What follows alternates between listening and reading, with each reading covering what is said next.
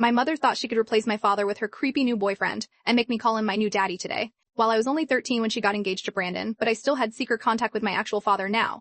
My dad had been convicted for a manslaughter 5 months ago after a terrible night at a local bar in our hometown. As I was there with him that night when he came out of the bathroom looking panicked and covered in bright red blood, he shouted for someone to call the police, but they arrived quickly and put him in heavy handcuffs right away then. It never made much sense to me because my father never had a violent bone in his entire body or his gentle heart. And the way my mother acted after the conviction made me even more suspicious of the man she brought home instantly. She said Brandon was my new dad and claimed the other one was a monster I needed to distance from for my safety. When she announced the engagement 5 months later, I became even more convinced of my father's true innocence then. Brandon got comfortable and began staring at me while eating slowly and saying things that made my skin crawl daily. The worst part was that my mother thought his comments were sweet even when I told her he was very creepy to me now. One night, Brandon came into my room and grabbed my wrist hard enough to leave dark marks while my mother slept on. He warned me about what happens to naughty girls who snitch, and I realized I could not trust my mother at all then. So I started keeping a different secret and wrote letters to my dad hidden between the pages of my school textbooks. My dad would write back through a prison email system to an account I created without my mother ever knowing now. Things got really bad one specific Thursday when I found out my mother had changed my last name on school records. That night, Brandon sat on my bed and told me I should be grateful to have a dad who actually cares about me today. I pushed him off and locked myself in the bathroom until he left, but I made sure to write to my dad about it all. The reply I got was on real paper, and the pages were damp as if he had cried while writing the emotional words there. I asked my mother if I could visit him for his birthday, but she exploded and called him a literal murderer again. Brandon backhanded me across the face while my mother watched and did nothing to stop him from hurting me today. While we were away on a trip, Brandon snuck into my room, and I had never felt so disgusting or humiliated before.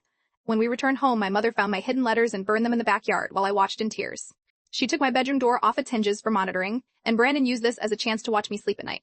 I reached a breaking point and snuck into the school library to send a long email to my father about the abuse now.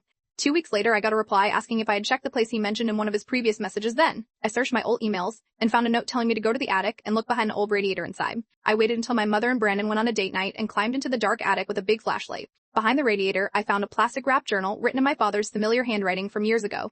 It said he had caught my mother and Brandon sneaking off into the bar weeks before his wrongful arrest happened. I heard the car pulling into the driveway, and my blood ran cold as I realized they were back home very early now. I shoved the journal under my shirt, but Brandon appeared at the attic opening and locked his dark eyes on mine. He dragged me down and called me a liar just like my father while my mother watched with an annoyed expression. I hid the journal in the toilet tank and later took photos of every page in the empty school computer lab today. Brandon found my cloud account and deleted the photos, but he did not know I had help from my Uncle Henry lately.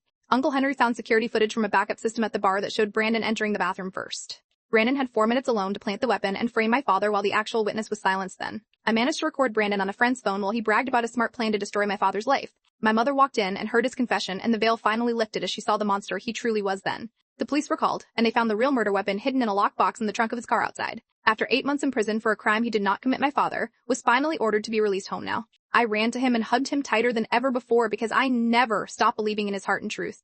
Brandon was sentenced to life without parole, and my father and I began the long journey of rebuilding our lives. I am now studying criminal justice to help other families who are being torn apart by lies and cruel deception. I am Brianna, and I know that fighting for the truth is the only way to truly survive the deepest and thickest fog.